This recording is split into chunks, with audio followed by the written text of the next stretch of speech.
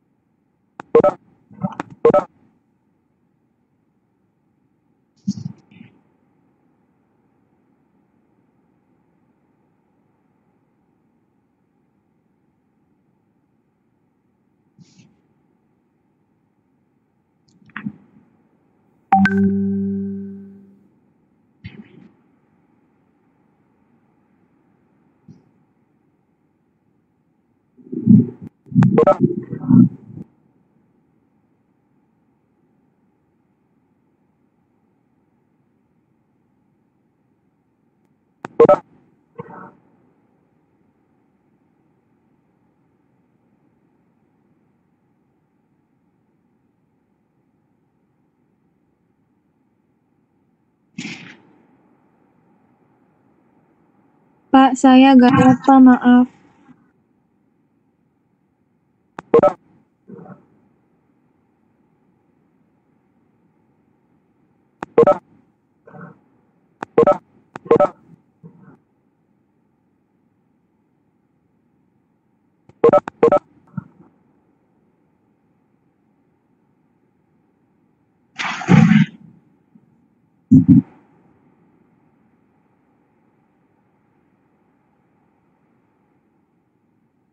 Ya, silakan. 2 menit lagi ya.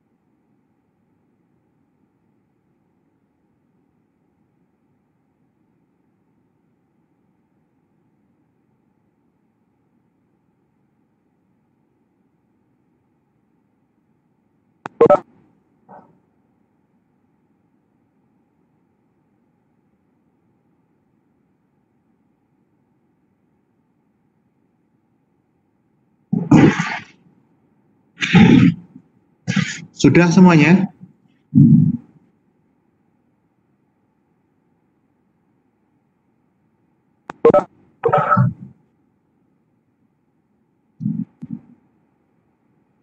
Baik, kita lanjutkan materinya ya.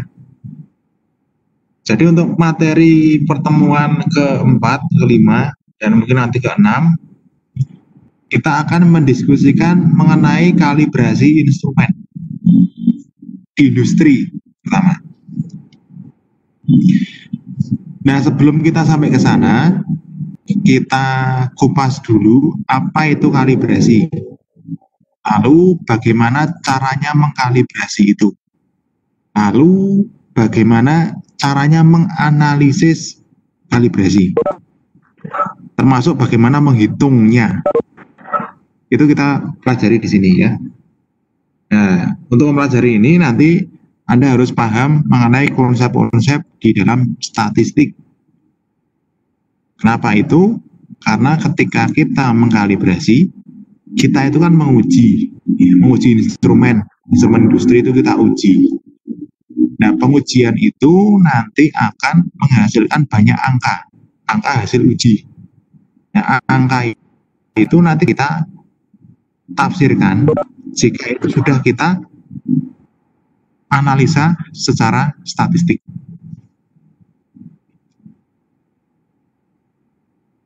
Oke, saya slideshow.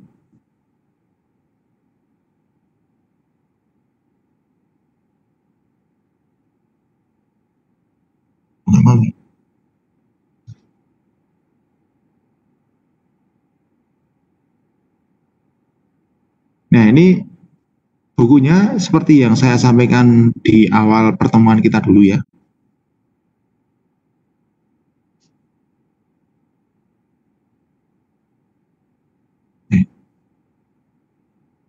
Ya, ini bukunya seperti yang saya sampaikan di awal dulu ya. Jadi mengenai kalibrasi ada beberapa referensi. Ya. Yang pertama referensi tentang ISO GUM, Guide Uncertainty Measurement, yang dikeluarkan oleh BIPM Prancis. Silakan Anda download ya di www.bipm.org.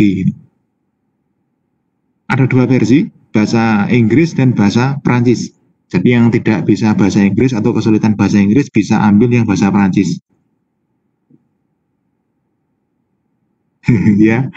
Kemudian ada beberapa sumber lagi. Sumbernya ada ASTM. ASTM itu standar Amerika. Ada Euramet, yaitu standar Eropa. Ada JIS, ya. JIS itu standar Jepang. Kemudian ada ST, ya, atau syarat teknis. Itu adalah standar TERA yang digunakan di negara kita, di Indonesia. Hanya ST. Silakan bisa dicari nanti ya, ST itu terbitan Direktorat Meteorologi. JIS itu bisa dikatakan JIS ya. Euramet itu nanti dokumennya ada banyak ya. ASTM juga. Oke. Ya, kita langsung mulai aja ya. Ya, jadi kalibrasi.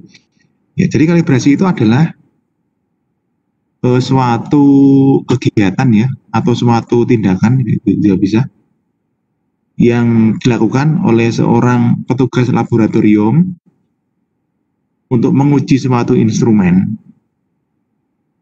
dengan cara dibandingkan dengan instrumen yang standarnya lebih tinggi secara tertelusur, artinya dia tidak terputus. Itu adalah kalibrasi. Suatu instrumen di industri itu harus dikalibrasi dengan teratur ya. Ya paling tidak setahun sekali itu harus dikalibrasi. Nanti ada beberapa konsep ya tentang kalibrasi, kemudian ada TERA, ada JASTIR. Jadi itu adalah tiga konsep yang berbeda. Kadang-kala ketiga konsep itu dianggap sama, tetapi sebenarnya beda. Kalibrasi, TERA, dan JASTIR. Nah, kalau kalibrasi itu dilakukan oleh petugas laboratorium kalibrasi. Jadi misalkan Anda bekerja di laboratorium kalibrasi, laboratorium X gitu, maka nanti yang mengeluarkan sertifikat adalah laboratoriumnya. Jadi Anda tidak mengeluarkan sertifikatnya. Anda nanti hanya tanda tangan ya, kalau nanti Anda sebagai penanggung jawab di laboratorium gitu. Nah, setiap orang asalkan dia itu punya kompetensi, kemudian dia pernah punya training, dia punya sertifikasi di bidang kalibrasi, semua orang bisa menjadi petugas kalibrasi di laboratorium itu. Beda dengan TERA. Kalau TERA itu adalah pengujian untuk UTTP.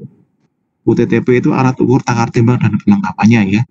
Ini nanti diperuntukkan untuk keperluan metrologi legal Altera. Jadi para penera itu adalah petugas yang merupakan seorang pegawai negeri sipil di Kementerian Perdagangan.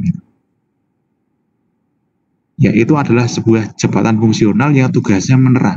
Ya, menera itu adalah menguji alat, nanti setelah diuji terus dicocokkan apakah dia masih masuk dalam BKD atau batas kesalahan yang diizinkan. Jika nanti masuk, maka alat itu diketok sah.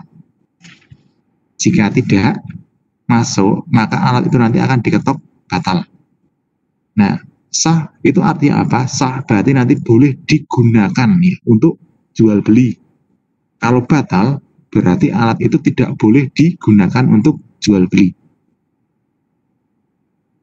Ya, kalau Anda pernah ke SPBU, ketika Anda melihat dispenser BBM itu, pasti di sana ada stiker ya.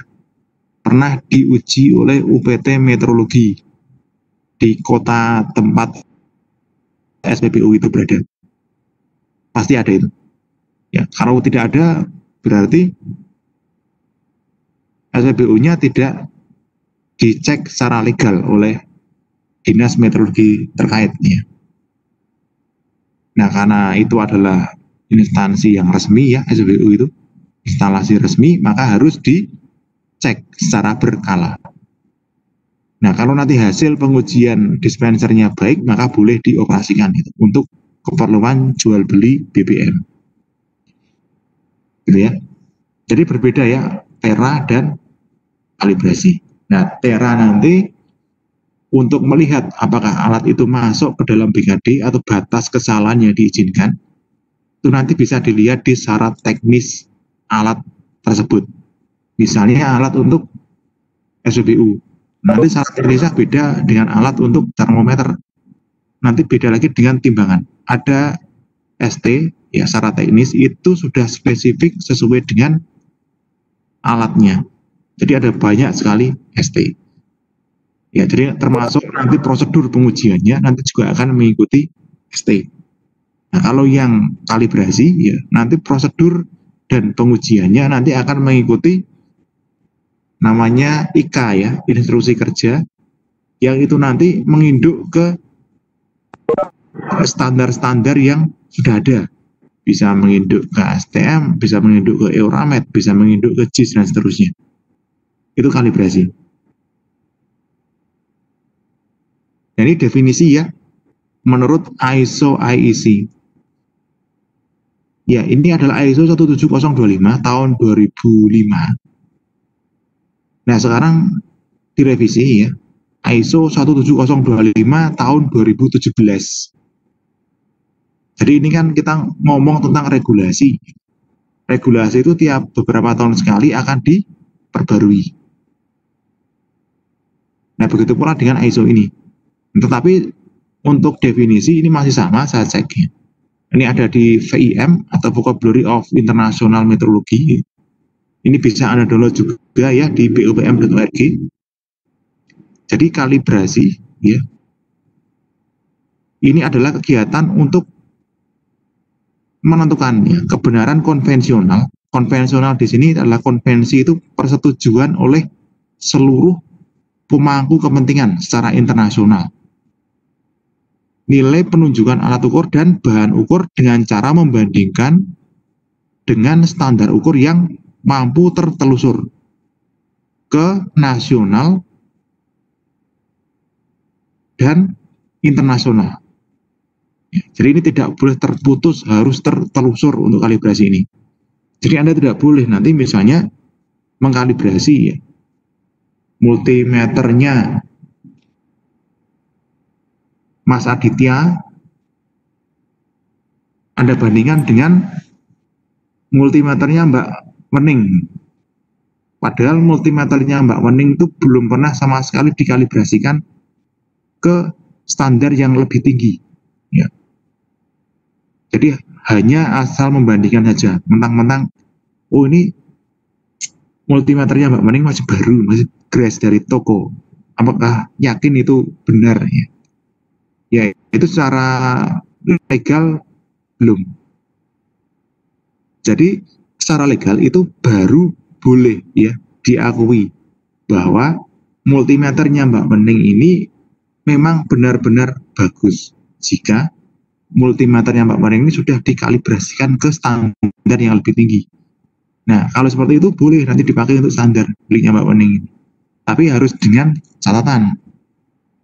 Untuk mengkalibrasikan itu, selain alat pembanding yang standar, kondisi lingkungan itu harus diperhatikan. Jadi sudah ada standarnya, IJIS, Euramet, semuanya sudah ada standarnya. Lingkungan.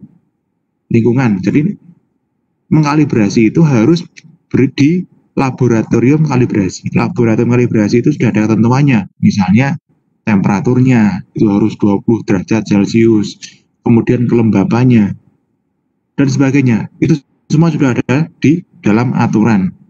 Ya, jadi tidak asal membandingkan saja. Yang dibandingkan sebagai pembanding juga harus bagus. Kemudian lingkungan laboratorium juga harus memenuhi syarat.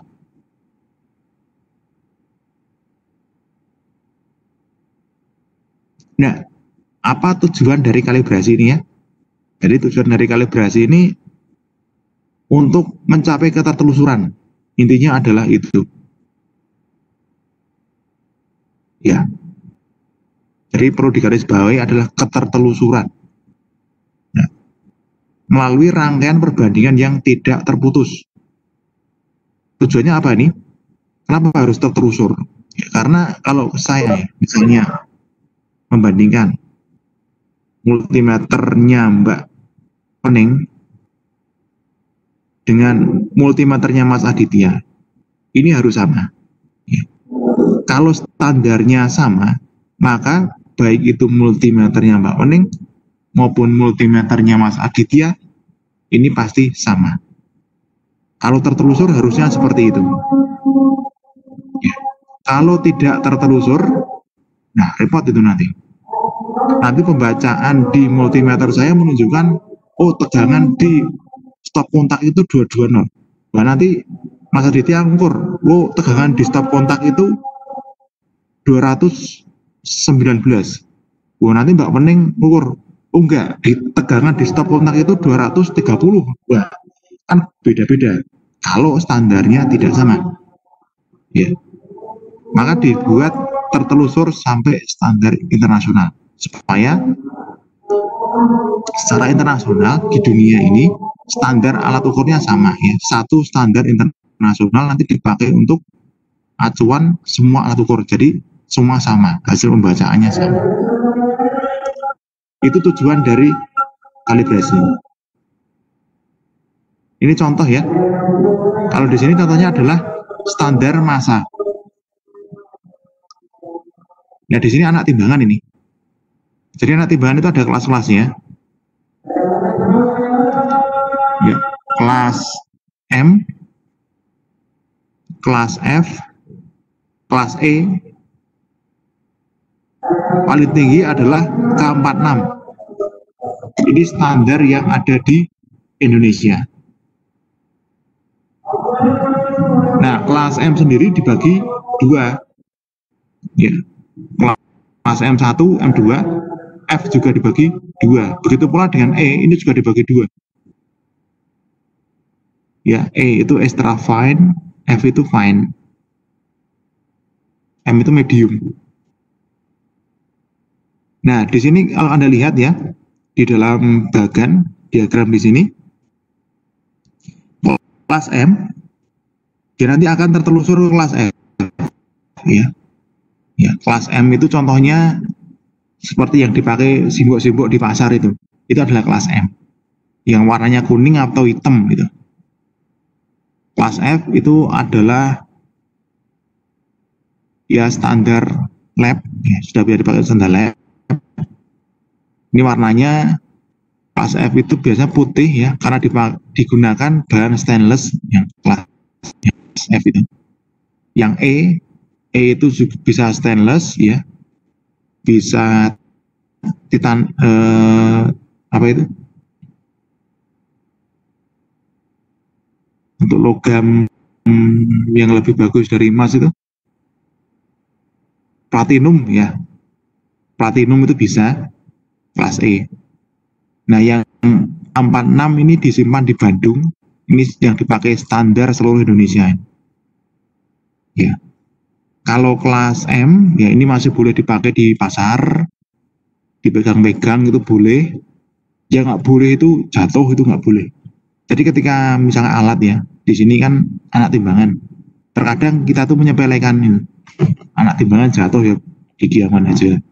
Ya, padahal kalau itu udah sampai jatuh, itu berarti nanti ketika dipakai untuk mengukur itu punya tingkat akurasi yang kurang begitu bagus. Ada kemungkinan rusak ya sana. Nah, sehingga ketika dia jatuh itu harus dikalibrasi ulang. Makanya saya tuh heran itu kalau bisa di pasar itu lihat anak timbangan kok dipakai untuk mecahi es batu.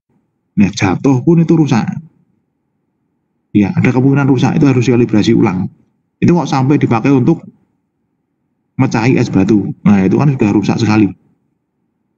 Nah, belum lagi yang ceroboh itu anak timbangan dipakai untuk itu, untuk masang paku. Nah, itu lebih rusak lagi.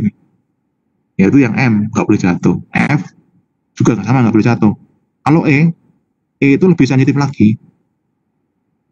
E itu tersentuh oleh Anda, oleh tangan Anda itu pun harus dibersihkan dan harus dikalibrasi ulang. Makanya nanti kalau Anda misalkan bekerja dengan anak timbangan yang tinggi kelasnya ini, harus dengan menggunakan sarung tangan. Kemudian harus dengan menggunakan penjepit. Ya. Karena apa itu? Karena semakin tinggi di sini sensitivitas alatnya semakin tinggi juga.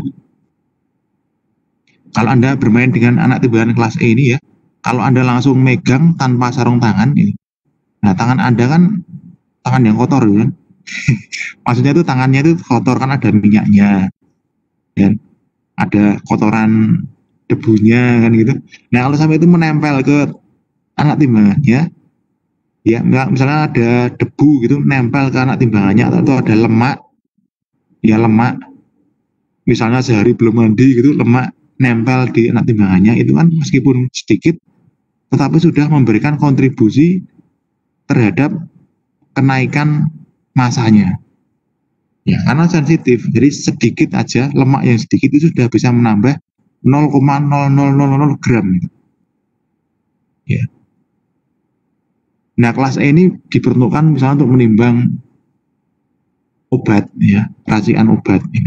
Nah, kalau ketambahan 0,001 gram, nah itu kan kalau obat sudah berpengaruh. Kelas E ini, kelas E1. Kalau E2 itu untuk nimbang emas, ini, untuk kelas E2 ini. Emas itu ketelitiannya harus tinggi. Tidak boleh kesalahan emas kok 5% itu nggak boleh. Misalnya ada jari juragan emas itu nanti kulangan emas 1 kuintal itu, kesalahannya 5%.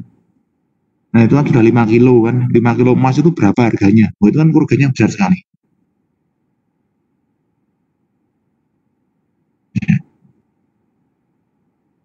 Nah di sini ya, ini adalah ketelusuran. Ini contohnya suhu ini ya, suhu atau temperatur. Jadi di industri itu seperti yang pernah saya katakan, yang major ini ada 4 ya, 4 besaran, PLTF, tekanan, level, suhu, dan flow, aliran. Ini yang suhu ya, contoh untuk suhu. Ya, suhu itu nanti, ya ini alat ukur ya, dipakai termometer, misalnya termometer bimetal gitu. Ya, jadi ditabung destilator yang untuk ngolah minyak itu masih pakai termometer bimetal gitu. Ya. Nanti ini dikalibrasi dengan standar kerja. Standar kerja itu adalah standar yang digunakan untuk bekerja di industri tempat Anda bekerja. Pasti biasanya punya alat, dalam tanda petik itu alat pusaka. Itu dipakai sebagai standar, ya, standar kerja di sana. Jadi alat Anda itu nanti dikalibrasikan dengan standar kerja itu. Nah, standar kerja itu kemudian kita kalibrasikan dengan standar acuan yang lebih tinggi lagi. Kemudian yang lebih tinggi lagi dikalibrasikan ke standar nasional, baru nanti terakhir ke standar internasional. Ini sudah pernah saya jelaskan ya, mengenai pengukuran temperatur itu.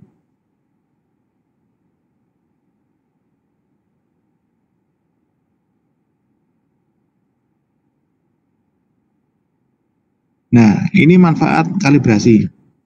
Kenapa kita itu perlu mengkalibrasi instrumen di industri?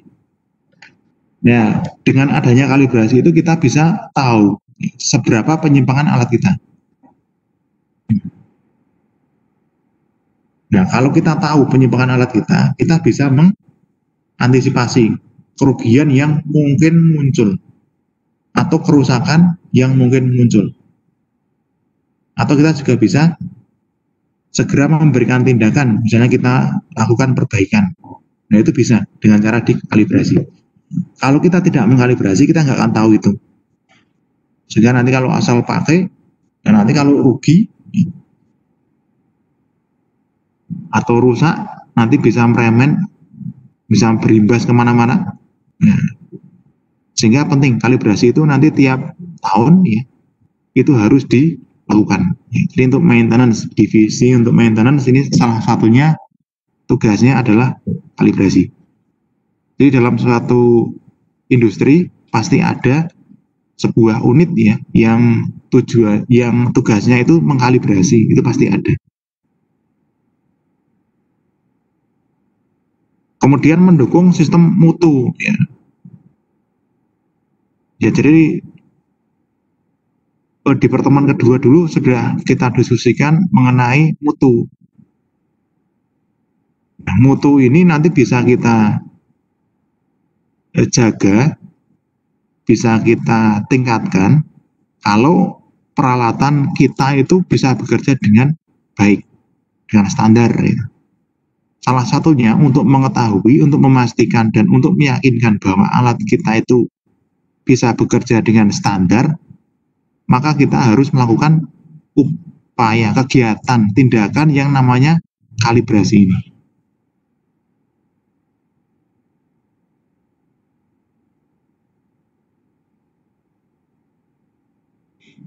Nah, di sini prinsip dasar kalibrasi.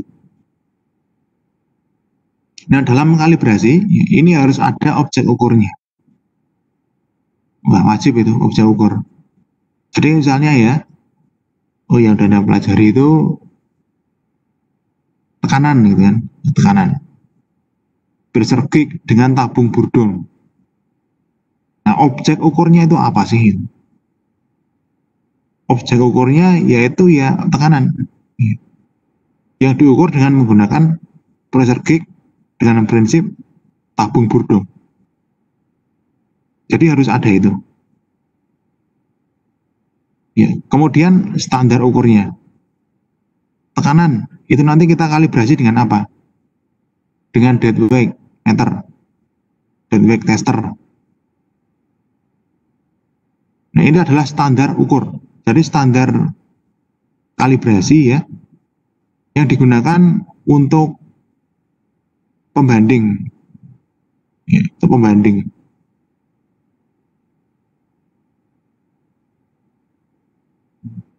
Nah, untuk melakukan tugas itu nanti bisa dikerjakan oleh laboratorium. Ya, laboratorium itu nanti bisa minta bantuan unit lain, misalnya ke instansi lain. Kalau alatnya besar nanti bisa mengundang petugasnya datang, atau bisa membuat laboratorium sendiri perusahaan itu. Nah, laboratoriumnya tidak asal-asalan, tidak seperti laboratorium untuk belajar di sekolah, itu tidak. Tapi laboratorium kalibrasi, yang itu nanti akan diakreditasi oleh KAN, Komite Akreditasi Nasional. Jadi tidak sembarangan membuat laboratorium kalibrasi. Kemudian operator teknisi. Ya.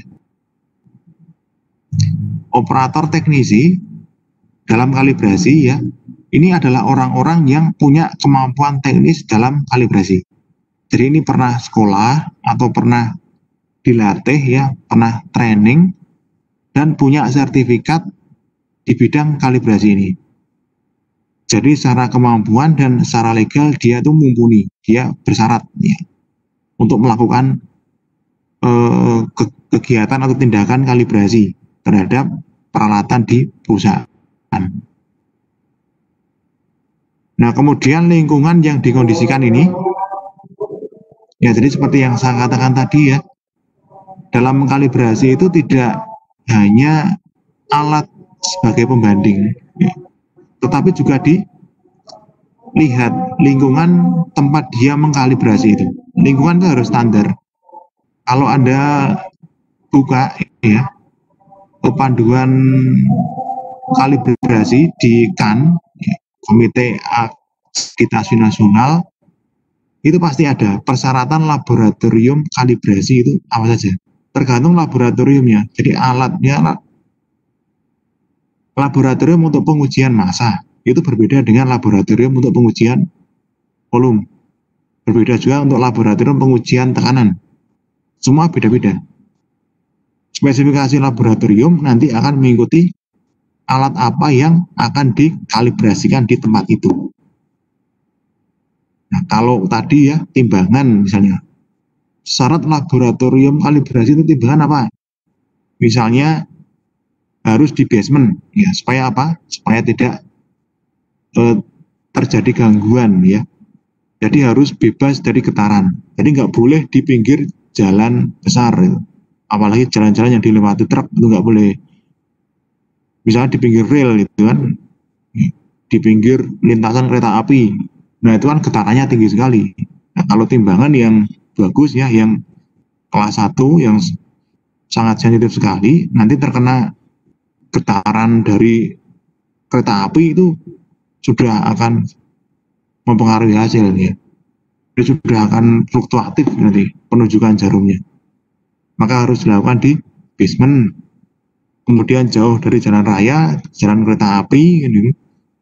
Kemudian harus berada di meja tahan getar.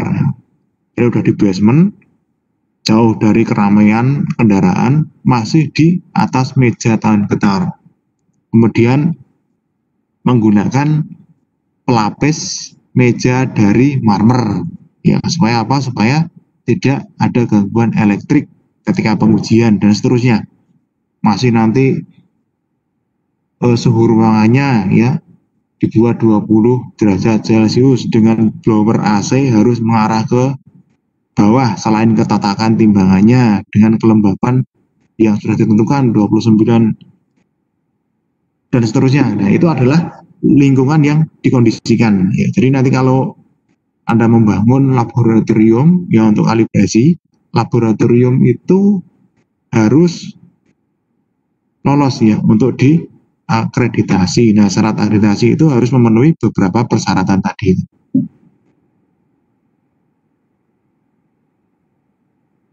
Nah, kalibrasi di Indonesia ini ada dua ya, kalibrasi teknis dan kalibrasi legal.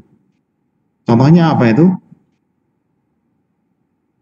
Kalibrasi teknis itu adalah kalibrasi peralatan ukur yang tidak berhubungan dengan perdagangan. Contoh misalnya, Anda mengkalibrasikan multimeter, nah, itu kan tidak dipakai untuk perdagangan.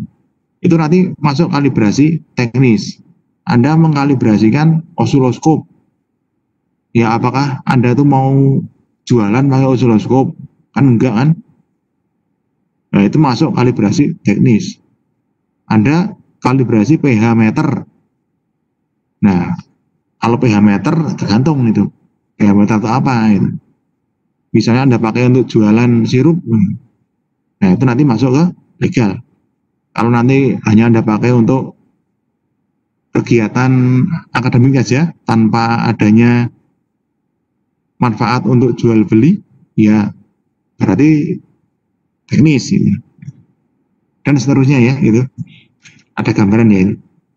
Kalau legal itu yang dipakai untuk jual beli untuk perdagangan. Contoh misalnya kalibrasi timbangan, kalibrasi flow meter, ya. Contoh misalnya, ya saya punya perusahaan ya, perusahaan PLTU. Ya misalnya saya bos PLTU itu, PLTU pembangkit listrik tenaga uap. Ya. Untuk bahan bakar uapnya itu saya butuh gas, ya. Butuh gas. Nah saya beli gas ke perusahaannya Mbak Abelta. Nah dari perusahaannya Mbak Abelta masuk ke perusahaan saya, itu kan dialirkan gas itu. Nah, saya beli gas sekian, misalnya terukur ya gasnya sekian. Nah maka Mbak Abelta juga harus menjual sesuai dengan yang saya minta tadi, tidak boleh kurang ya. Nah saya tahu Mbak Abelta itu memberi saya gas yang sesuai dengan permintaan tanpa kurang itu dari mana? Dari alat ukur ini, dari flometer ini. Jadi kita cek ya di flometer. Kalau pembacaan di flometer sama dengan permintaan saya, apakah gas yang dikirim itu sudah benar-benar memang sesuai dengan permintaan saya? Ya belum tentu. Kita buktikan ya. Kita buktikan dengan cara dikalibrasi. Jangan-jangan nanti penunjukan di flometer sudah sama dengan permintaan saya. Tetapi ternyata multimeternya flometernya rusak. Nah, rusak. Jadi penyimpangannya besar itu. Nah, kita tahu ya ini bagus atau menyimpang atau rusak itu dari mana? Dari kalibrasi ini.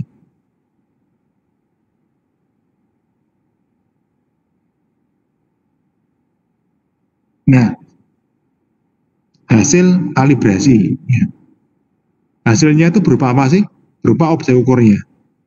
Kalau saya ngalibrasi multimeter ya, objek ukurnya itu apa sih? Tegangan misalnya. Tegangan, hambatan, arus.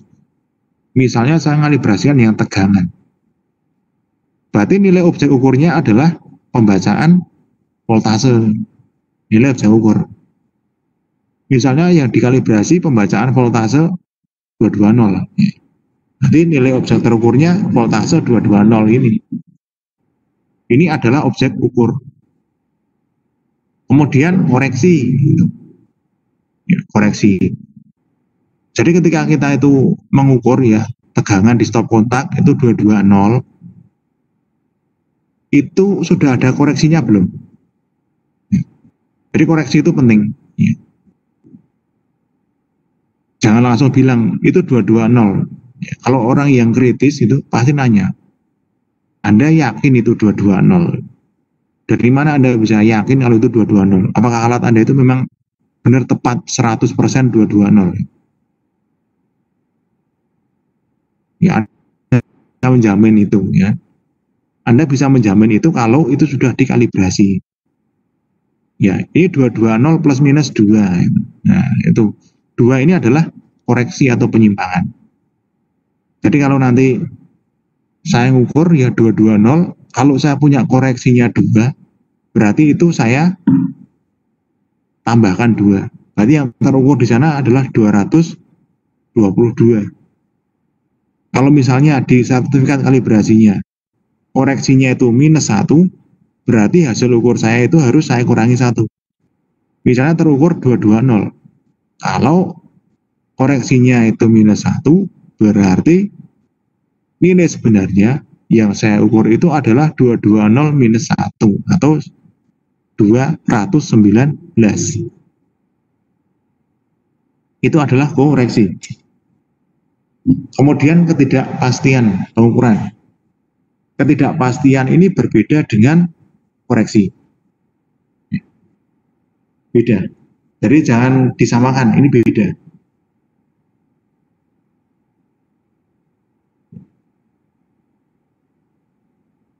Dari bahasa Inggrisnya ada beda kan? Correction dengan uncertainty. Ya, dan kalau koreksi itu dipakai untuk membetulkan ya hasil pembacaan dengan nilai sebenarnya. Kalau ketidakpastian ini merupakan probability atau kebolehjadian atau peluang. Jadi kalau kita tuh mengukur ya, menguji, misalnya suhu badan saya ini 36 plus minus 2. Artinya apa itu? Berarti suhu saya ini yang saya ukur ini adalah rentang ya, rentang dari 34 sampai 38 rentangnya itu. Jadi rentangnya ditambah 2 dan rentangnya dikurangi 2. Jadi rentang ya. Nah, nilai sebenarnya itu ada di dalam rentang itu. Entah itu lebih kecil dari 36 atau lebih besar dari 36. Tetapi dia tidak lebih dari 38 dan dia tidak kurang dari 34. Dia berada di rentang di sana. Ya, saya katakan probability ya, karena kita nggak tahu di mana letak nilai sebenarnya dari hasil ukur badan saya, hasil ukur temperatur badan saya nggak tahu.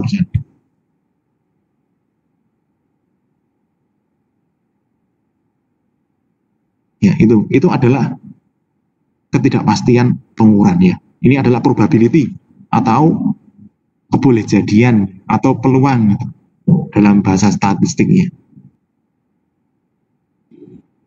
Kemudian sifat metrologisnya.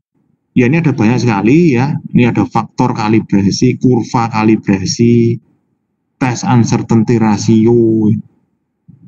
Kemudian bagaimana perbandingan antara ketidakpastian karakteristik dari instrumen yang dikalibrasi dengan instrumen kalibratornya, itu bagaimana. Jadi ini adalah sifat-sifat meteorologis, kalibrasi, kurva kalibrasi. Ini nanti akan ditampilkan di dalam sertifikat kalibrasi itu. Nah ini contohnya ini ya, contoh sertifikat kalibrasi. Ini saya pinjam dari Klemeter ya, miliknya D3 Metins ini. Ya, prodi D3 Metins. Ya, jadi di sini ya, ini adalah ACDC Klemeter. Ya. Di sini serial number-nya, di sini modelnya, di sini mereknya. Jadi di sini adalah identitasnya dari alat itu. Nah, di sini saya katakan tadi ya, yang mengeluarkan sertifikat itu adalah laboratorium. Di sini adalah petugas laboratoriumnya atau kepala yang bertanggung jawab. Ini laboratorium ya, ini miliknya PT Sukopindo di sini. Ini sudah terakreditasi oleh Komite Akreditasi Nasional ya. Oke. Nah, ini yang kedua, nomor kedua, ini adalah hasil pengujiannya. Ini adalah kondisi lingkungannya. Testing condition. Nah, temperatur ya, temperatur labnya berapa ini? 23,3 plus minus 0,6 derajat Celciusnya. Dia enggak mengatakan 23, tapi 23,3 plus minus 0,6. Artinya apa ini? Jadi rentang ya, rentang temperatur di laboratorium itu berkisar dari ya ini 23,3 kurangi 0,6 sampai 23,3 plus 0,6. Humidity di sini adalah kelembabannya ya 53% plus minus 2. Jadi sekitar 51 sampai 55. Nah, ini standar yang digunakan sebagai pembanding. Nah, standar itu sudah pernah dikalibrasikan ke LIPI. Sehingga apa? Di sini artinya, di sini sudah tertelusur itu. Ya, sudah tertelusur. Gitu ya. Nah, ini metode kalibrasinya. Nah, ini tanggal diterima ya. Jadi dimasukkan ke lab itu tanggal 6 Juni tahun 2017. Di sini ya ada 600, 200, 600 ya. Ini adalah set point. Ini set point. Ya, ini set point, namanya set point. Kita tahu ya, ini Klemeter ini kan bisa dipakai untuk mengukur tegangan dari 0 sampai 600 gitu katakanlah. Tetapi tidak tiap angka, tiap skala itu dicek semuanya. Enggak. Jadi ini diukur atau dicek untuk poin-poin yang sering dipakai. Jadi yang sering dipakai itu kan 600, 200 ini. Atau poin-poin yang diminta oleh pelanggan. Misalnya saya mengkalibrasikan klemeter. Saya nggak mau dikalibrasi yang 600 karena saya nggak pernah pakai. Saya pakainya yang 300. Ya boleh seperti itu. Iya. Boleh. Jadi tidak harus yang umum seperti ini. Contoh yang lain misalnya termometer ya. Termometer badan. Termometer badan itu kan angkanya itu dari 0 sampai 100 ya. Ada yang dari 0 sampai 100. Tetapi yang dipakai itu kan sekitar 36 gitu. Nah, sehingga yang sering dikalibrasi yang 36 itu. Kalau misalnya ya, ini pernah ada mahasiswa yang praktek kerja lapangan itu di salah satu laboratorium kalibrasi di Jawa Barat atau Jakarta dulu. Jadi dia itu mengkalibrasi termometer ya. Yang dikalibrasi itu pada temperatur 0 derajat terus. Nah, termometer yang dipakai adalah termometer badan. Loh, termometer badan kok 0 derajat itu untuk apa itu? Nah, ternyata sering dipakai untuk ukur es itu di tempat kliennya itu. Ya, sehingga yang dipakai yang 0 derajat terus, yang dikalibrasi yang 0 derajat terus. Yang 36 malah nggak dipakai. Ya, di sini ada DC voltage, DC current, AC voltage. Ya, masing-masing dicek, diukur sebanyak 3 kali. Ya, jadi metode pengukuran ini tidak ada batasan maksimal. Berapa Anda mengukur, menguji. Semakin banyak akan semakin bagus. Ya, jadi yang bagus itu kan diukur berdasarkan populasi ya, populasi data. Populasi itu sampai tak hingga, ya, sama kayak dari tak hingga tadi itu, ini populasi. Tapi kita nggak mungkin ya mengukur kok populasinya, tak hingga lagi sampai labnya hilang, ya tetap nggak akan selesai itu kan. Berarti harus selesai. Artinya apa itu? Yang kita ukur itu bukan populasi, tapi yang kita ukur adalah sampelnya, sampling namanya, metode sampling. Nah, kalau populasi tadi itu mendekati kurva Gaussian ya, atau normal. Nah, kalau sampling nanti akan mendekati kurva T. Nah, kurva T, namanya kurva T, atau distribusi T, itu nanti bisa didekati dengan distribusi normal. Jika dan hanya jika jumlah datanya itu lebih dari 32 secara statistik seperti itu. Ya, kalau di ST ya minimal pengujian 3 kali. Ya, tetapi Anda jangan ambil minimal. Ya, ambil paling tidak ya 10 kali gitu. 10 kali itu masih terdistribusi T, belum terdistribusi normal. Ya, paling tidak ya 30 atau 50 kali itu baru bisa mendekati kondisi yang sebenarnya. Ini ya, ini untuk pembacaan alat standarnya di sini. Standar reading di sini. Di sini pembacaan alat yang diuji.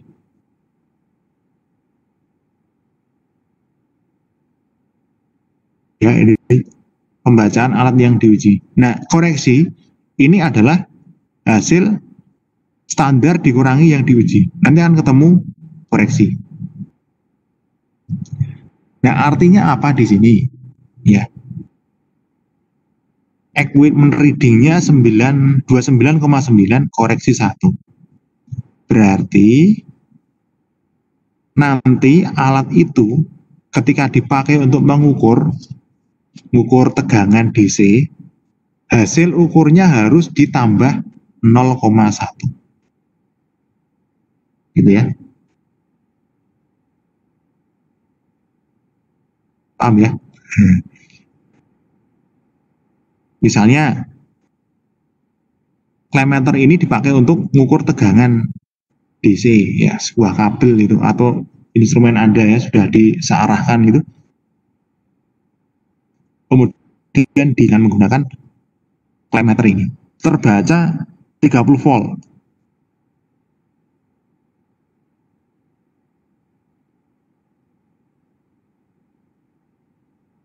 Maka yang Anda lakukan tambah 1 volt ya. Ya, itu. Jadi tidak cuma 30 volt. Harus Anda tambahkan 0,1.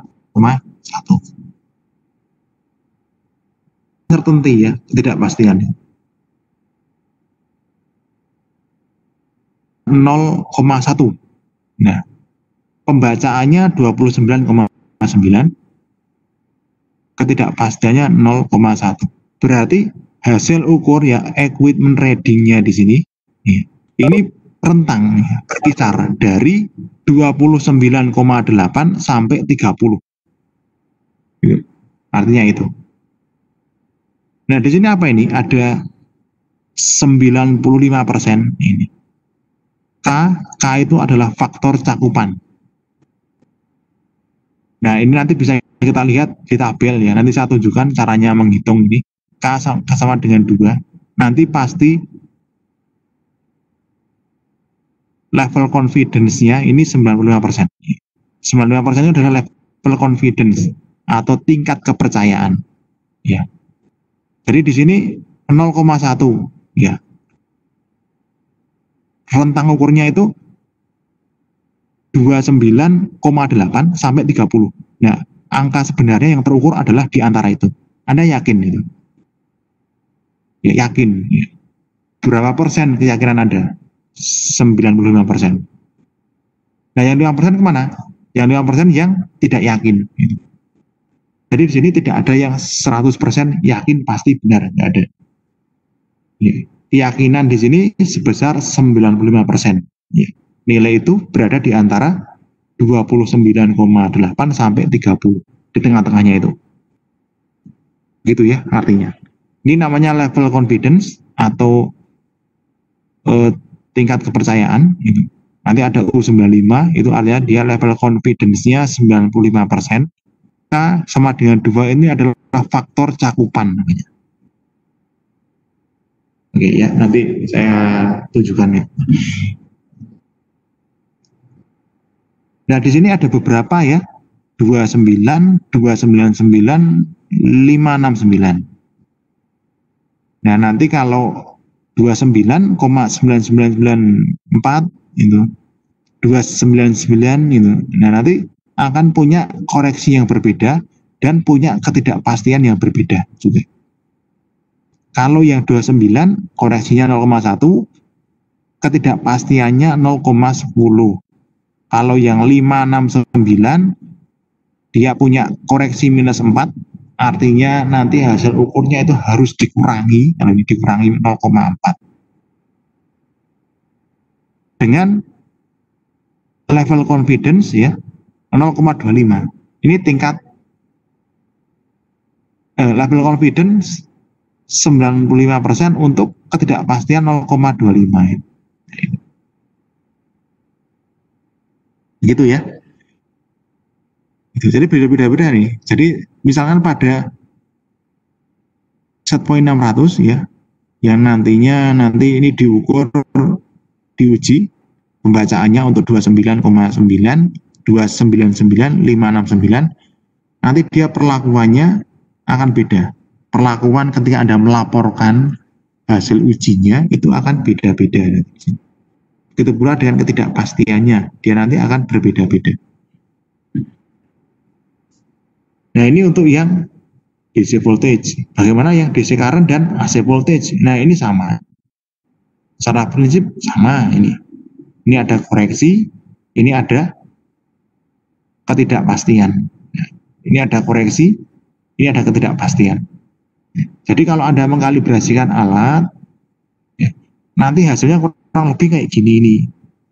Isinya, isi yang disatukan kayak gini. Ada objek ukurnya, ini ya objek ukurnya di sini.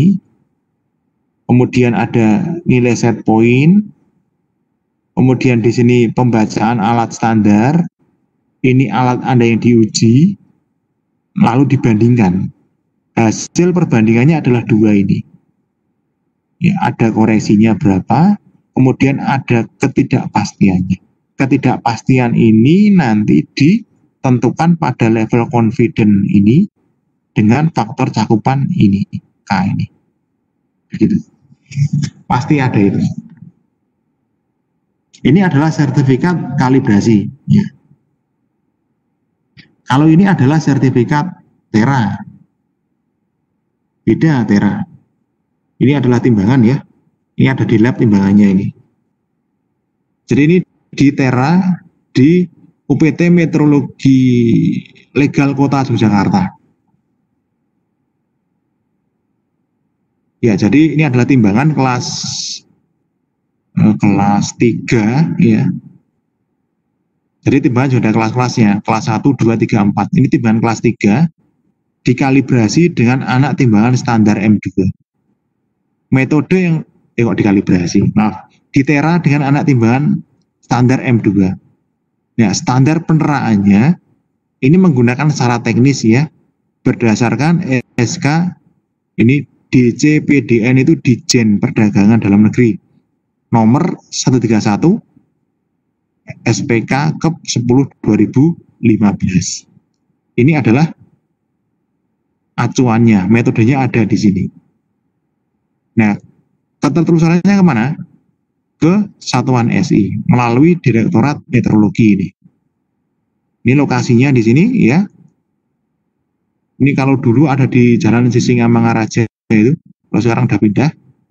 Ini tanggal peneraannya tanggal 24 Februari 2017. Hasil tera dari timbangan elektronik ini ya dinyatakan sah. Ya.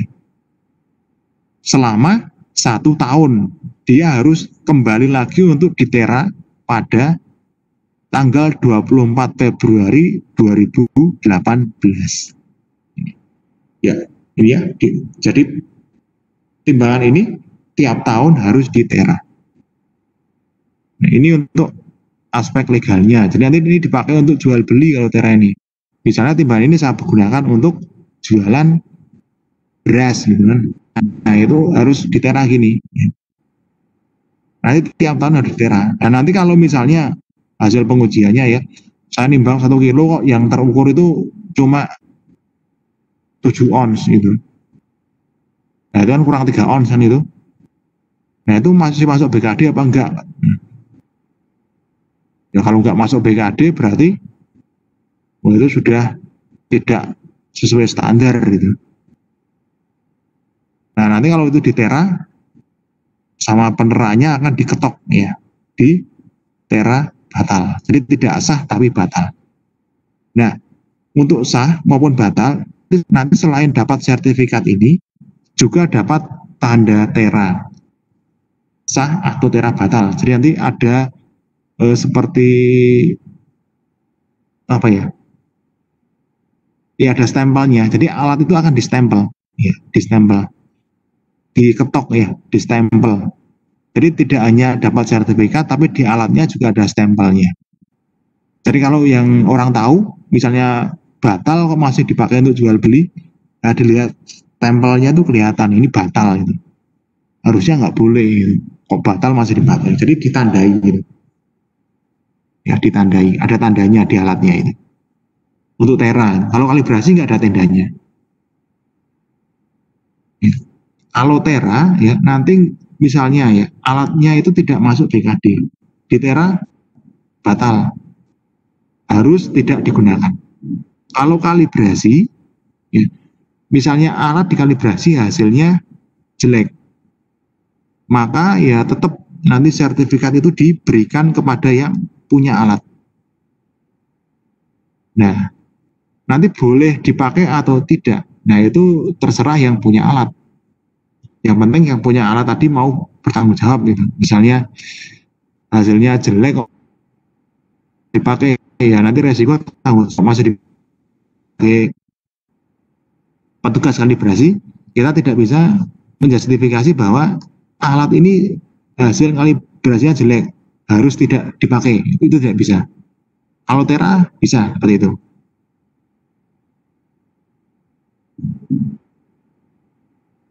Dan tidak boleh memperbaiki, ya. Misalnya Anda petugas kalibrasi, ya, terus ada klien mengkalibrasikan alat, ternyata hasil kalibrasinya jelek.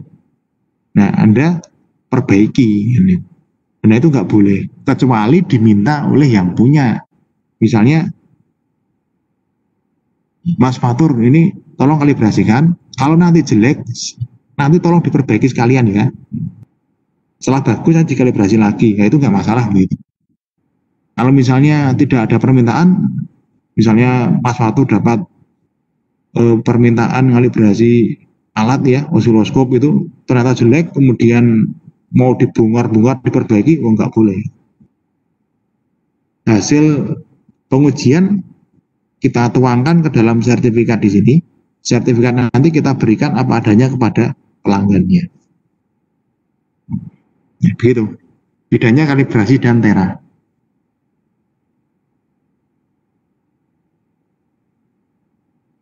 Ya, ada pertanyaan?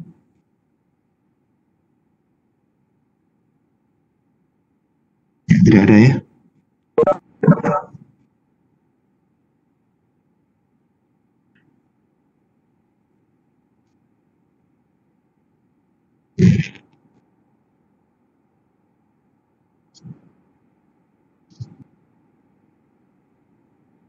Nah, tadi di dalam sertifikat kalibrasi ya, kita ada istilah uncertainty of measurement ya. Jadi ini ketidakpastian pengukuran. Nah, di sini dari mana mendapatkan 0,10, 0,25, 0,25. Di sini 0,10 lagi. Ini dari mana kita mendapatkan ini? Nah, ini ada metodenya, ada caranya. Caranya seperti yang ada di dalam buku ISO GUM itu. Jadi ada 400 halaman itu. Caranya seperti itu. Cukup banyak sekali, detail sekali ya.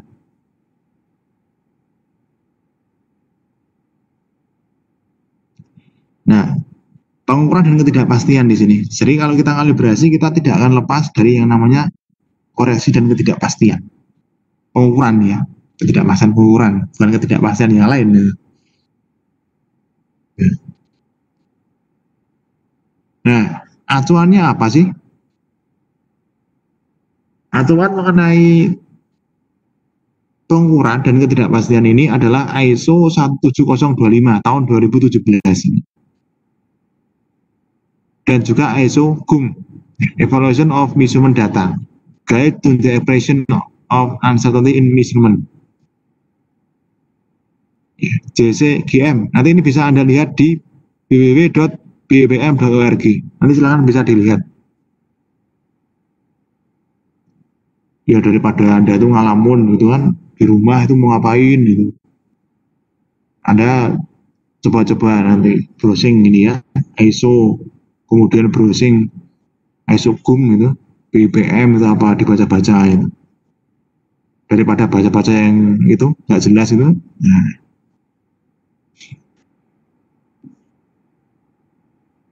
Kemudian lihat nanti untuk gambarnya itu kan, gambar mengenai standar-standar seperti apa ya.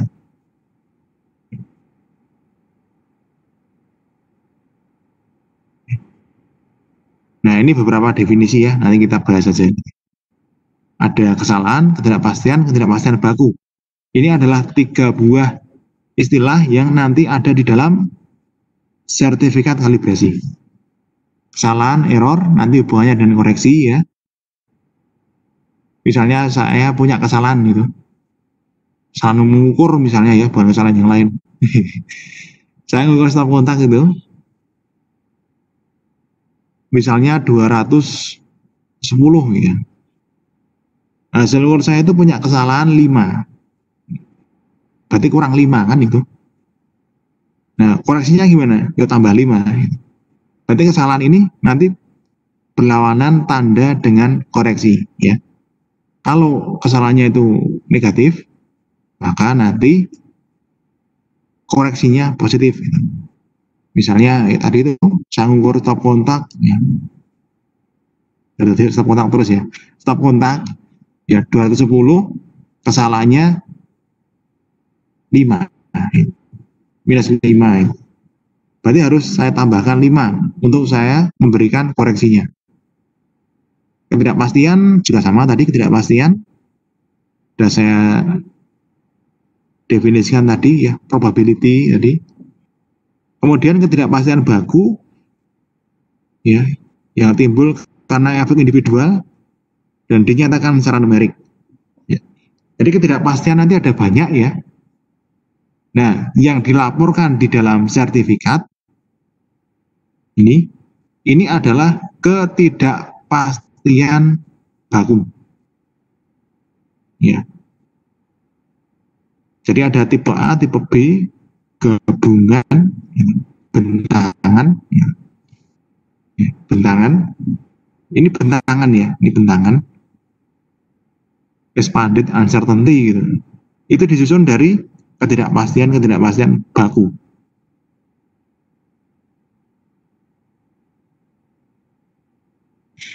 Nah, yang menyumbang ketidakpastian itu apa saja? Alat, nyumbang nggak? Nyumbang. Alat yang ada, uji, alat yang dipakai sebagai pembanding penguji, semua punya ketidakpastian, punya sumber nyumbang sumber ketidakpastian ada. Personil, apalagi misalnya personilnya sedang ngantuk, ya. Personil yang sedang lapar, ya, pasti sama-sama menyumbang ketidakpastian maksudnya. Kemudian bahan ya, kalau saya itu punya penggaris ya, yang satu dari stainless steel, yang satu dari plastik. Kalau itu bisa dipakai, ya pasti akan menghasilkan suatu nilai yang berbeda.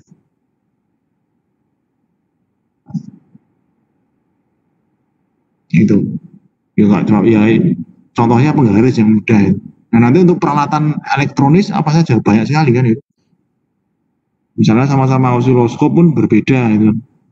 Berbeda kualitasnya, errornya berbeda. Lingkungan, ya lingkungan itu juga suhu, temperatur, gravitasi, cahaya, pencahayaan.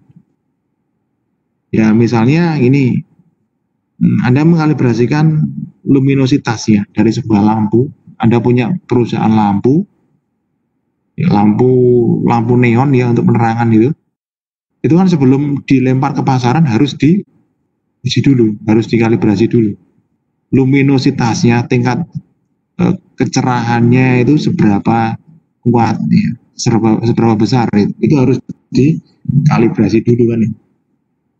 Nah, ketika mengkalibrasikan neon itu kan harus berada di lingkungan yang gelap, ya, benar-benar gelap. Kalau nanti ada sedikit cahaya yang masuk ke dalam ruangan laboratorium pengujian neon Anda, pasti nanti akan berpengaruh ya terhadap hasil pengujian Anda itu. Ini adalah lingkungan ya, lingkungan. Komponen personil ya yang paling besar nih ya, memberikan kontribusi ketidakpastian nih. Nah, ini personil nih. Kemudian perbandingan hasil pengujian pada faktor personil. Ya, perbaikan hasil pengujian. Ini jadi kalau Anda menguji kemudian diulangi lagi ada perbaikan, itu nanti juga akan mempengaruhi. Ya, jadi ini adalah sejarah ya atau latar belakang. Kenapa perlu melakukan kalibrasi dan kenapa perlu dalam kalibrasi itu kita cantumkan ketidakpastian di sini. Ya ini tidak lain supaya tidak adanya barrier untuk perdagangan, untuk interaksi transaksi ya, custody transfer dan seterusnya antara penjual dan pembeli. Jadi nanti kalau misalnya ya Anda menjual produk ya, Anda sebagai seorang instrumen ya, instrumen engineer, kemudian Anda juga punya perusahaan itu, nanti punya suatu produk ya instrumen, kemudian Anda ingin ekspor itu ke luar negeri, maka proses penjualan Anda itu dapat terhambat jika tidak adanya standar ya. Standar yang dipakai di sini dengan standar yang di luar negeri. Nah, standar itu nanti ada banyak ya. Salah satunya standar mengenai toleransi kesalahan. Ya. Misalnya Anda punya ini produk instrumentasi medis ya. Misalnya punya alat EKG gitu. EKG, nanti standar pengujian EKG di negara lain yang ingin Anda ekspori itu adalah standar dengan kesalahan maksimum 1%. Sedangkan alat Anda itu punya prosentase kesalahan 2%. Berarti itu kan tidak sama ya. Nah, kalau nanti hasil perhitungan 1%, 2% itu dihitung dengan metode yang berbeda, nah nanti tidak akan klop. Ini saya 2% dengan metode kayak gini, dengan metode A. Saya 1%, dengan saya 1%. Dengan metode B, ya metode perhitungannya sudah beda. Ya itu nanti tidak akan terjadi jual beli. Jangankan beda itu, misalnya sama-sama standar kesalahan di EKG saya ini adalah 1%. Sedangkan standar kesalahan di EKG di negara yang ingin saya jadikan untuk tempat memasarkan itu juga 1%. Tetapi di sini ya saya menggunakan analisa ketidakpastian metode A. Di sana mereka menggunakan analisa ketidakpastian metode B. Nah, dari metodenya sudah beda. Nah, kita bisa membandingkan itu harus apple to apple. Nggak boleh beda metode. Nah, kalau beda metode ya nanti nggak akan ketemu. Makanya oleh ISO ini diseragamkan. Bagaimana menghitung atau bagaimana mengestimasi suatu ketidakpastian di instrumen itu diseragamkan. Jadi dengan metode yang seragam ini, misalnya nanti EKG Anda itu ketemu kesalahannya itu 1%, kemudian standar EKG di negara yang ingin Anda ekspor itu juga 1%, dengan perhitungan yang sama, maka akan bisa saling menerima. Ya, kurang lebih seperti itu ilustrasinya.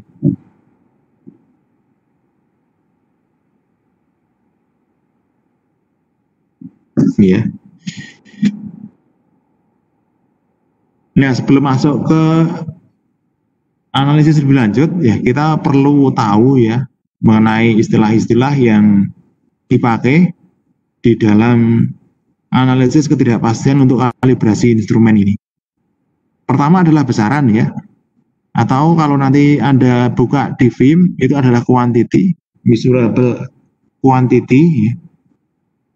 Besaran itu sifat dari suatu gejala ya, misalnya tegangan, arus listrik, hambatan listrik,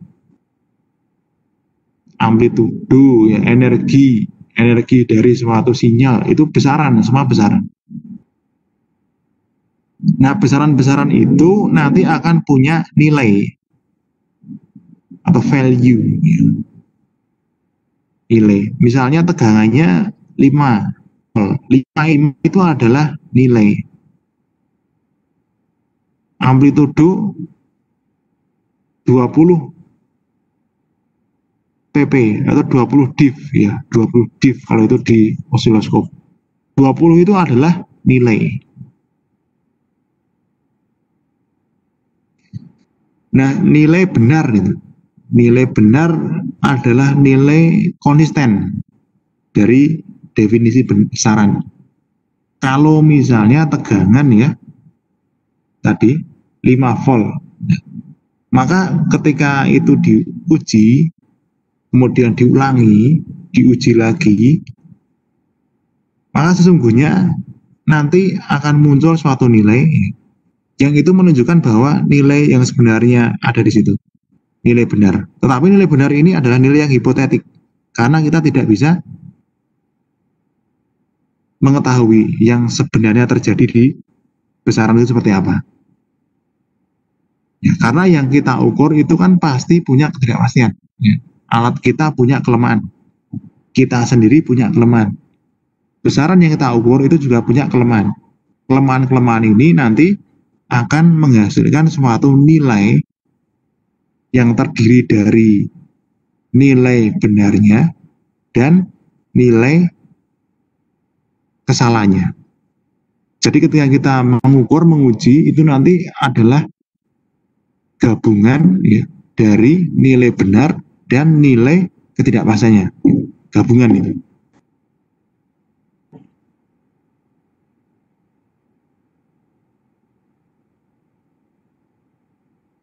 Jadi Anda jangan ngukur tegangan itu langsung ketemunya 20 volt, benar. Enggak seperti itu. 20 volt itu gabungan ya, nilai sebenarnya dengan nilai ketidakpastian. Kita nggak tahu berapa nilai benarnya dan berapa nilai ketidakpastiannya. Tetapi totalnya sebesar 20 volt itu.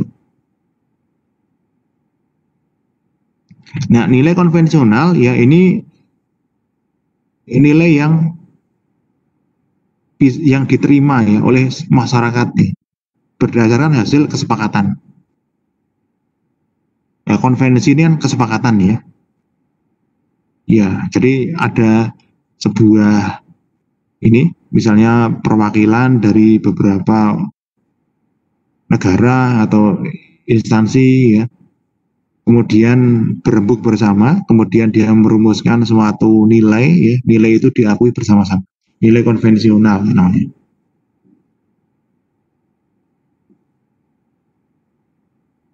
Pengukuran ya, kita tahu ya, ngukur itu apa itu, ngukur. Nah, kalau kita nguji itu kita kan ngukur itu.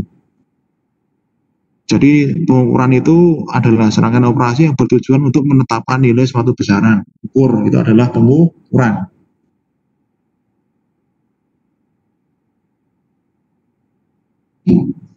Kemudian besaran ukur ya, ini nilai yang diukur. Besaran tertentu yang nilainya diukur. Misalnya ya diameter sepotong baja gitu kan. Kemudian temperatur badan saya gitu kan pada kondisi yang panas gitu kan. Nah, itu ini adalah besaran ukur. Nah, kemudian besaran berpengaruh. Jadi ini yang tidak kita ukur tapi dia memberikan pengaruhnya pada sistem kita. Contoh, misalnya yang penggunaan multimeter tadi, multimeter batang ya. Multimeter batang itu kenapa ada tali di atasnya? Ya, supaya nanti kalau Anda megang itu yang dipegang talinya, bukan termometernya. Kalau Anda yang megangnya pas di termometernya, nah nanti kan tangan Anda itu kan panas kan, hangat gitu. Ada temperaturnya. Dan nanti bisa terjadi efek black. Nanti bisa masuk ya, panas di tangan Anda itu masuk ke sistem di termometer itu. Sehingga yang terukur tidak hanya besaran yang ingin kita selidiki, tetapi suhu tangan Anda juga akan masuk ke dalam termometer itu. Sehingga nanti akan berpengaruh. Ya, tidak murni temperatur yang ingin kita selidiki itu. Nah, di sini suhu tangan Anda ini adalah suhu ya yang merupakan besaran berpengaruh. Termasuk tadi ada lingkungan itu sudah mempengaruhi. Kelembapan itu sudah mempengaruhi. Itu adalah besaran-besaran yang berpengaruh. Nah, hasil pengukuran ya, ini hasil berupa nilai kuantitatif. Ini nanti harus ditambahkan nilai ketidakpastian. Harus itu. Kalau dalam kalibrasi harus. Kemudian hasil tak terkoreksi, jadi nanti hasil pengamatan itu sebelum dikoreksi ya, berarti hasil mentah ini, mengukur dapat data angka, langsung itu dilaporkan, itu adalah hasil tak terkoreksi. Nah, kalau yang sudah dikoreksi namanya hasil yang terkoreksi.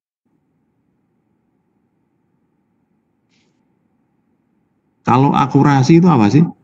Akurasi lebih ke ketepatan ya, tepat. Akurat itu tepat. Beda dengan presisi. Ya tepat. Kalau presisi lebih ke mengumpul itu. Hasil ukurnya mengumpul. Kalau akurasi tepat. Sesuai dengan yang sesungguhnya. Dia diulang-ulang tepat. Misalnya tegangan listrik 220, Anda ulang terus 220, Anda ukur lagi 220, Anda ukur lagi 220. Berarti hasil pengukuran Anda ini akurat. Itu ya, beda dengan presisi. Kalau presisi itu mengumpul, tidak akurat tetapi dia mengumpul, itu presisi namanya.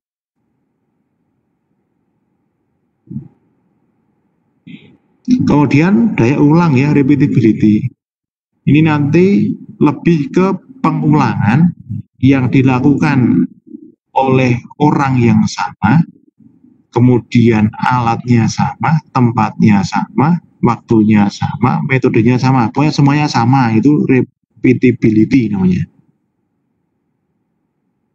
Beda dengan reproducibility. Kalau reproducibility ini salah satu beda. Jadi pengulangan, tetapi ada salah satu parameter yang dibedakan. Misalnya, Anda ngukur ya, Mas Yubai Nindra ngukur itu. Hasil ukurnya dapat ya dalam sebuah tabel. Ya. Kemudian Mas Yubai Nindra ini tidak yakin. Terus minta Mbak Elizabeth Gusti ya, untuk mengulangi. Ya, dengan metode yang sama, alat yang sama, pokoknya semuanya sama. Yang beda hanya orangnya aja. Yang satu Mas Yubai Nindra, yang satu Mbak Elizabeth Gusti. Nah, ini namanya reproducibility. Jadi ada satu parameter yang beda. Parameter apa itu? Parameter beda orangnya. Atau bisa juga yang lainnya pada kondisi yang berbeda. Mas Yubai Nindra ngukur, diulang-ulang. Tapi kondisinya dibuat beda-beda. Misalnya menguji osiloskop ya, Anda bikin osiloskop diuji. Nah, nanti uji yang kedua nanti dibedakan, ada pengaruh temperatur yang beda dengan yang pertama tadi. Nah, itu sudah reproducibility. Kalau kesalahan ya, atau error ini hasil pengukuran dikurangi nilai sebenarnya. Karena nilai sebenarnya itu tidak tahu, maka ini juga tidak tahu kan itu. Gitu ya. Tidak pasti. Nah, kesalahan nanti ada dua ya, acak dan sistematik. Acak itu nanti lebih ke perulangan. Jadi kalau kita ngulang-ulang nanti kan hasilnya itu beda-beda gitu. Itu kesalahan acak gitu, atau random error. Kalau kesalahan sistematik ya nanti kesalahan yang dihasilkan dari beberapa parameter selain acak gitu. Nanti ketidakpastian ada dua ya, tipe A dan tipe B. Tipe A itu lebih ke kesalahan acak, tipe B itu lebih ke sistematik. Contoh tipe A itu yaitu karena diulang-ulang, nanti beda-beda datanya, terus itu kita analisis dengan deviasi, dengan statistik. Itu yang acak. Yang B yang sistematik, kita analisis dengan menggunakan sertifikat kalibrasinya, terus nanti kita analisis dengan menggunakan tipe B itu dengan resolusinya, kemudian kita analisis dengan ketatalusurannya, driftnya, dan sebagainya. Itu yang kesalahan sistematik. Luar kita itu yang kita laporkan adalah yang benar. Nah, biasan tadi sebaran nilai ya, probability.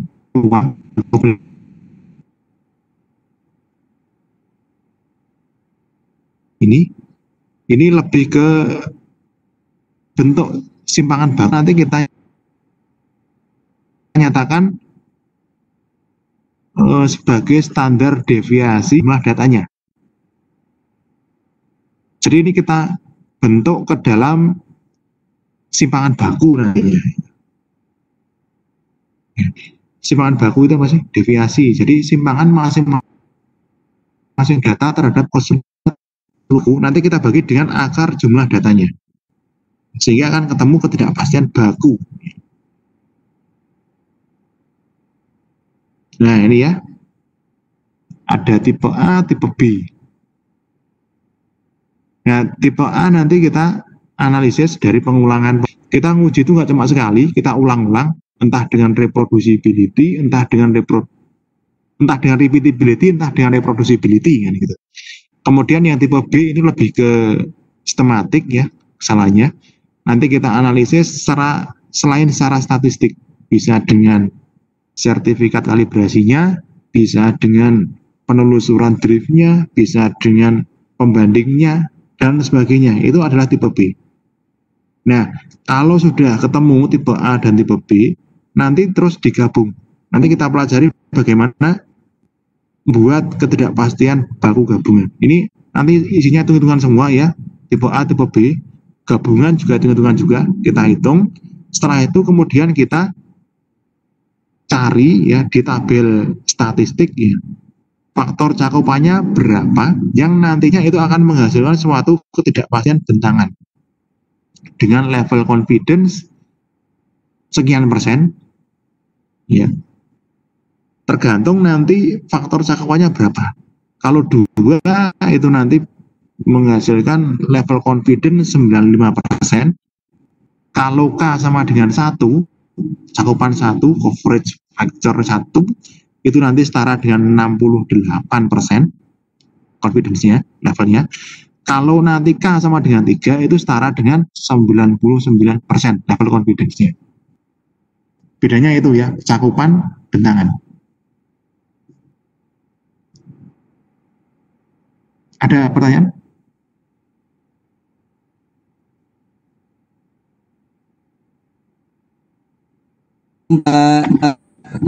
Belum, ya.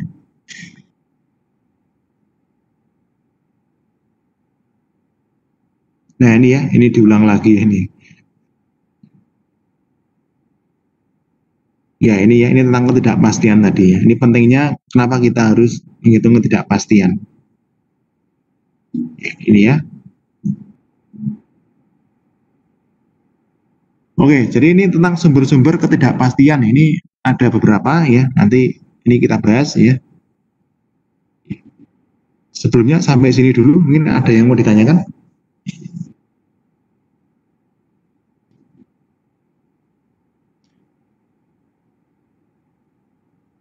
Ya.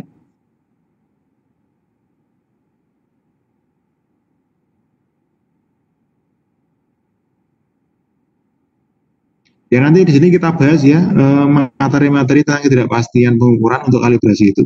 Ya, yang praktis-praktis ya materinya. Ya. Nanti untuk yang detailnya nanti bisa Anda pelajari lebih lanjut di ISO GUM gitu.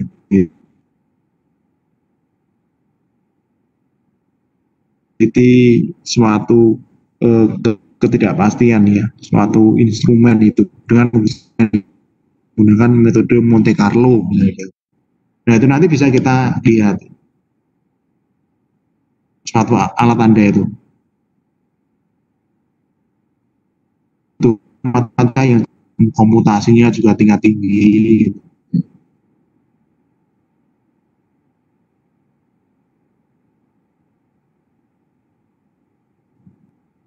Belajar otodidak. Nanti di sini saya kasih konsep-konsep prinsipnya saja ini. Ya.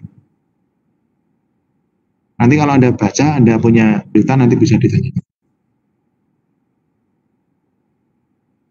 Nanti bisa kita diskusikan di sini.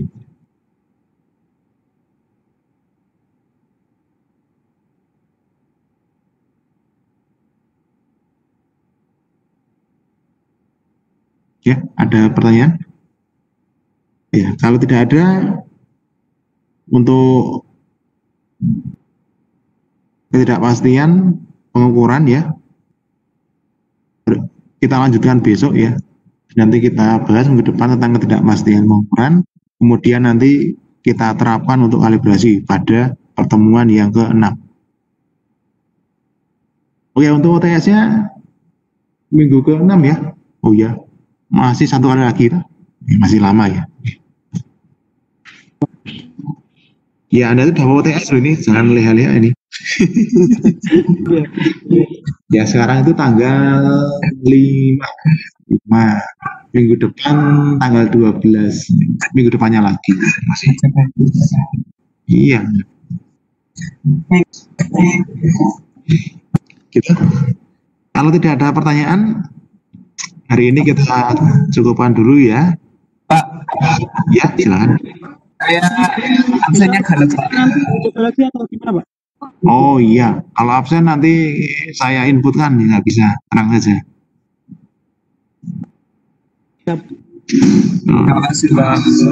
Ya, ada 13 orang ya tadi yang tidak bisa IR. Nanti saya inputkan. Iya, Pak, siap. Oke. Ada lagi? Ya, kalau nggak ada pertanyaan, ini bisa kita akhiri ya.